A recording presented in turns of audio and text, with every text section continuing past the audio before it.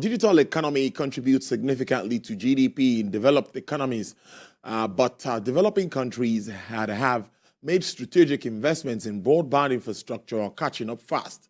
Digital economy plays an important role in encouraging inclusion and alleviating poverty through reducing information asymmetries for poor or rural workers and by fostering entry into productive labor force of women and younger workers. It has also helped to increase capital and labor productivity, also helped to obtain goods and services at lower prices and connect the field for entrepreneurs anywhere in the world. Joining me again is Mr. Idowu Akinde, who is a startup coach. Mr. Akinde, thank you so much. It's good to have you on the program. Thank you, Tolu. Always a pleasure. Yes. I don't want to go back. We'll talk about the act, obviously, the Startup Act, because that holds a lot for that space. But first, I would say, in your understanding, what do you think about, should I say Nigeria now or Africa, what we have recorded with regards to improvements in startups springing up across the board, despite the challenges? COVID-19, Russia-Ukraine crisis, a lot of challenges there, but the startups are still, struggling to stand tall. How is this happening? Thank you very much. That's a very important question to answer for players in the startup space, in the local startup space. There are many angles from which to answer that question, but let me start with probably the loudest, right? The current downturn, quote unquote, in global startup funding, okay? Which started around middle of last year and has persisted till date. The challenge, or the interesting thing, is that two things. The interesting thing is that the contraction, right? The reduction in available funds that are being pumped into startups only affects later stage startups.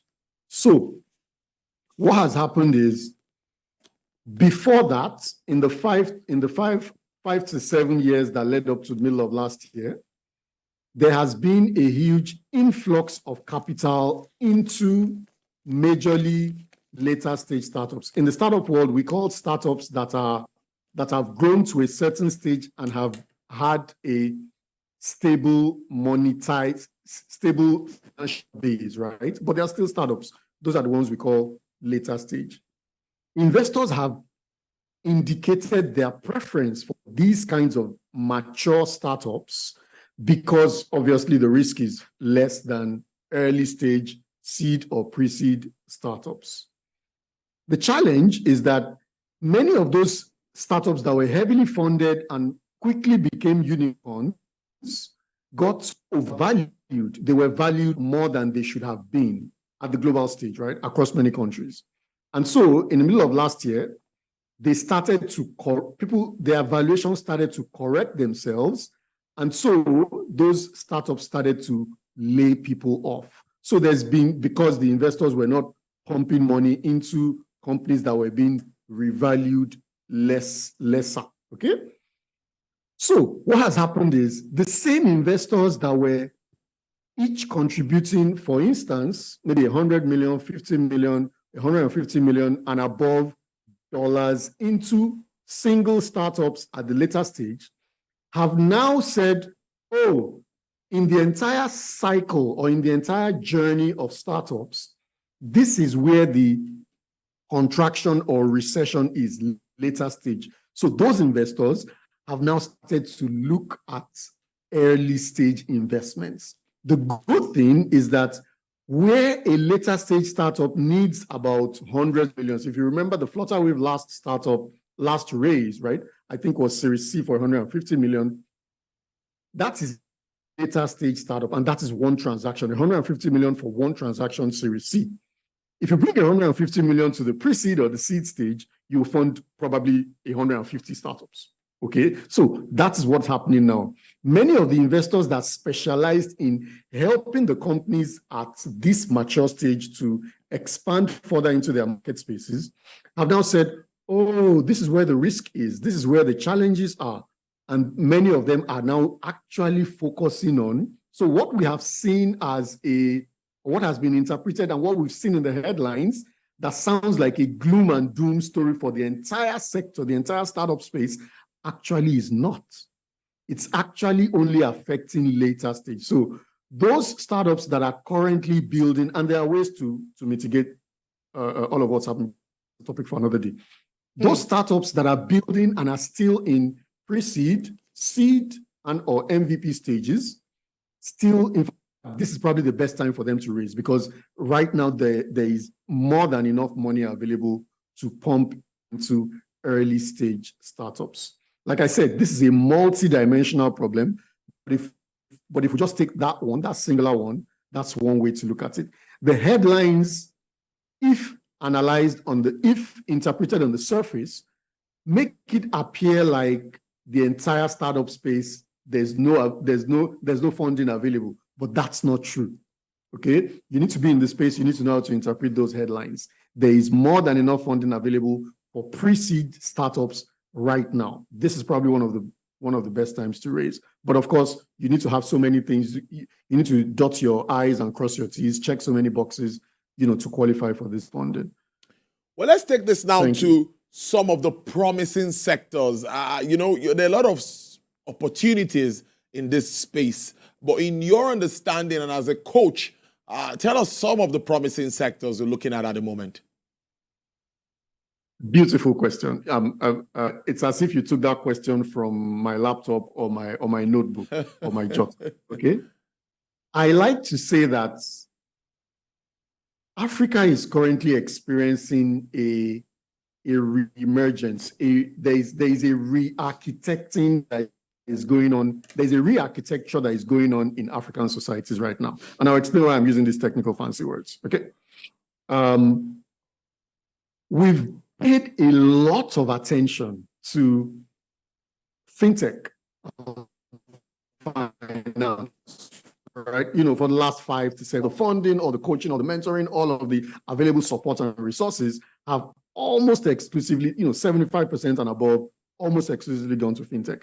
And that's important. I don't doubt that, right? Why? Because finance powers economies, finance powers societies. People need to be able to make payments, receive payments, lend, borrow, and so on and so forth. People need finance. Economies need financial services to thrive. So fintech has received good and commensurate attention for the kind of maturity that we have on the continent for fintech today. So that's kind of done. In fact, if you look at funding trends for fintech has gotten to a point where investors are now curious for what is next, and I have an answer for that. Okay. If we think of sectors as architecture layers or layers that you stack on top of one another, okay? The first layer, the bottom layer, is fintech, and we've done a lot of work on that. The next layer that we should be thinking about, and some smart investors have caught on very early, is energy, renewable energy, clean tech. I'll explain. Just before, if we jump from fintech and we start jumping to other critical sectors, equally critical, edtech, health tech, logistics, supply chain, blah, blah, blah, blah, blah. The challenge is that each of those sectors themselves needs energy. We need to solve the power problem in Africa, okay? We need to solve power for each of those guys. So what I'm proposing, and what I've proposed on many stages, is let's give the same or similar attention that we gave to fintech as an architectural layer to renewable energy and power, okay? Off-grid, grid, whatever it is. Let's just generate power and light up Africa at the second layer on top of fintech. And then on top of renewable energy, we can build all those verticals. We can build edtech, health tech, supply chain, mobility, and stuff like that. So if you ask me what are the most promising, guess what? I started to preach this message late last year, and guess what? There are 3 different sources, the most authoritative sources of startup data on the continent. The Big Deal, Brighter Bridges, and Partech. 3 of them confirm next to fintech at 38%, the next largest investment sector for investors on the African continent in 2022 was clean tech or renewable at 18%. So I thought I was the only one having these hallucinations and thinking, hey guys, let's focus on renewable energy, let's focus on clean tech next to fintech. But I went and did the research and I saw that the data actually shows that the smart investors have started to put their money into investments, into renewable energy and clean tech. So if you ask me, what's the next big sector in Africa? Renewable energy and clean tech. Thank you very much. Beautiful stuff. But some would also say, well, there's been a cash crunch. Well, would we say it looks like a global thing? Money is not coming as expected. Investors are sitting on that fence and they're looking, what is happening in Nigeria? What is happening in Ghana? What's happening in South Africa? What is the outlook for you with regards to the entire space, considering the global and, of course, domestic challenges that we face? Well, that will be on one side. On the other side, the Startup Act. What are the positives? Have we started reaping the positives of that act? There's a 2-in-1 question to wrap up this conversation. Okay, thank you so much. So let me take the first one, and then I'll tackle.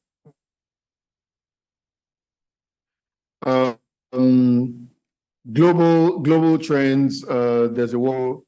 Those macro factors definitely do affect us. There's also been some political factors to consider, at least locally within Nigeria. This is an election year. We held a presidential election 3 months ago. We are due to have an inauguration for a new administration in a few weeks. So actually, if you monitor the trends in every of our election years, right, every 4 years, we have this slight slowdown in the economy where everybody, local and foreign, is holding on to whatever store of cash, whatever savings or whatever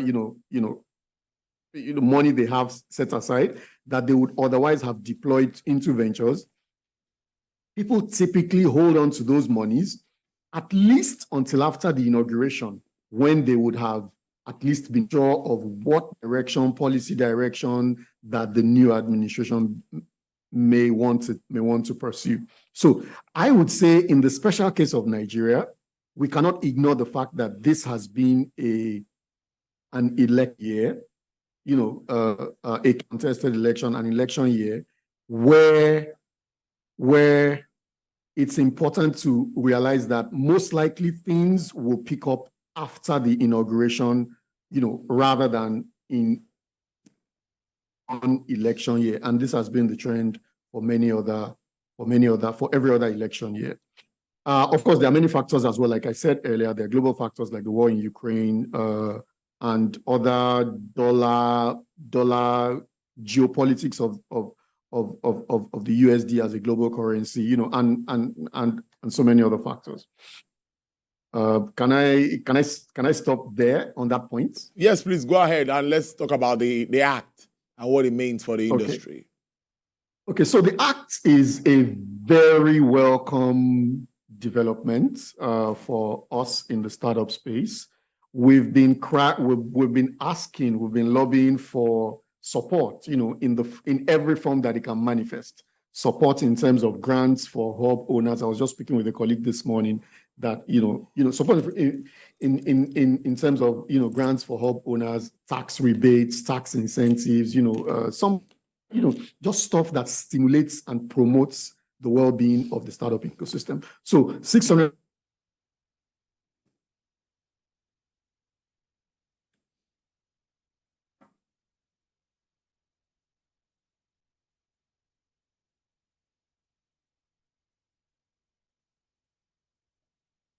policy, that is high level, that is top line, okay? We do understand again that we will not start to see the trickle-down effect on day one, but we are curious on the ground in the hubs all over Lagos, all over Nigeria. We are curious to see the implementation of this Startup Act.